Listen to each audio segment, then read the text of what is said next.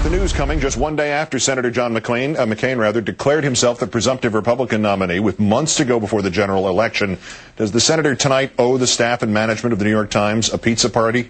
In our fourth story tonight, with Governor Mike Huckabee mathematically moot, the lunatic fringe talkers seem to be latching onto the Times story as their first opportunity to fall in line with their party's new leader without losing too much face for the obvious flip-flop. Attacking the Times, of course, a tailor-made excuse for a truce with McCain by portraying him as the enemy of their real enemy. No, not Al-Qaeda, liberals. Laura Ingraham, a McCain critic who endorsed Mitt Romney, reportedly spent part of her show today defending McCain. And comedian Rush Limbaugh, who led the charge against McCain, today not only slammed the Times, he called this an opportunity for McCain to rejoin the fold. And if you listen carefully to him, you can hear him roll out the welcome mat for McCain if McCain is willing to make the trip. The important question for John McCain today is he going to learn the right lesson from this? And what is the lesson? The lesson is liberals are to be defeated. You cannot walk across the aisle with them. You cannot reach across the aisle. You cannot welcome their media members on your bus and get all cozy with them and expect eternal love from them. You are a Republican. Whether you're a conservative Republican or not, you are a Republican. And at some point, the people you cozy up to, either to do legislation or to get cozy media stories, are going to turn on you. They are snakes. And if the right lesson is not learned from this, then it will have proved to be of no value. There's a great opportunity here for Senator McCain to learn the right lesson, to understand who his friends are and who his enemies are. And he's had that backwards for way too long. If only Rush were still alive to hear himself talk. Here with us now, MSNBC political analyst Rachel Maddow, also host of the Rachel Maddow Show, weeknights on Air America Radio. Good to see you this evening. Hi, Keith. Do they have time to cement a truce before November? They only need enough time to change the choruses in their awkward parody campaign songs. Yes, I mean, the Republicans, the right-wing talk show hosts have been saying all this time, for about a year now, that they need Hillary Clinton to get the Democratic nomination because that's the only thing that will unite the Republican Party.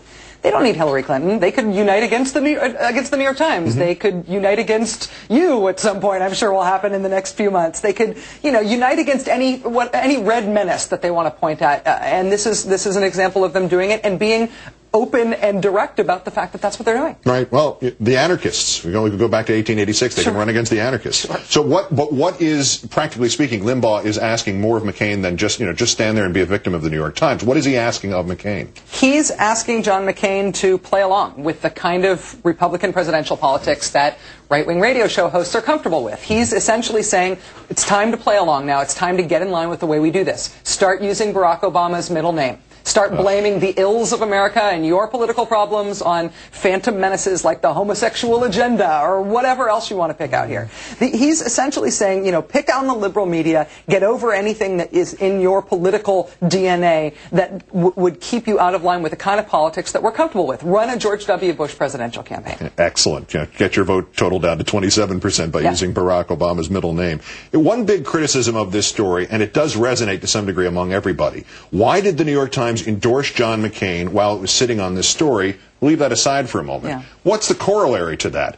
Why, if McCain knew, and he did know that the Times was sitting on this story, why did John McCain accept the endorsement of the New York Times? Right. If he was so angry about this, I think John McCain liked getting that endorsement. I think John McCain has had a relationship with the press that he's found very rewarding and very much to his benefit. I don't think it would have occurred to him before this week, before this point in the campaign, to turn down an endorsement like that because he had not yet got on board with the Limbaugh brand of politics. The Limbaugh brand of politics is telling him that, you've got to use this as an opportunity to demagogue against mainstream journalism. The great explanatory footnote to this story is that the Drudge Report, Matt Drudge's website, broke this very same story in December, and McCain didn't peep about it. And nobody peeped about it. And it's not because nobody reads the Drudge Report, it's because there wasn't political hay to be made from attacking him the way they're trying to make political hay out of attacking the Times. All right, but they did make hay out of it today. There's an email out there referring to the liberal attack machine that McCain has sent out in an attempt to get money out of this, to maybe he nets a profit off of that.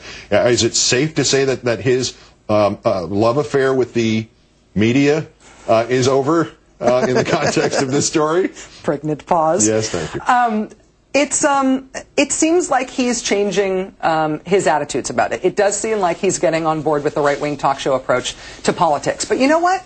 The love affair between John McCain and the mainstream media is so inexplicable anyway, it very well may survive in terms of them still loving him. If they could survive the Keating 5 and the torture flip-flop and the George Bush tax cut flip-flop and the campaign finance flip-flop and the immigration flip-flop, all this stuff, but the press still loves him after all that, sure, they'll still love him after this. Everybody loves John McCain. Don't say anything. MSNBC political analyst Rachel Maddow of Air America. Great, thanks. We'll see you later. Thank you, Keith.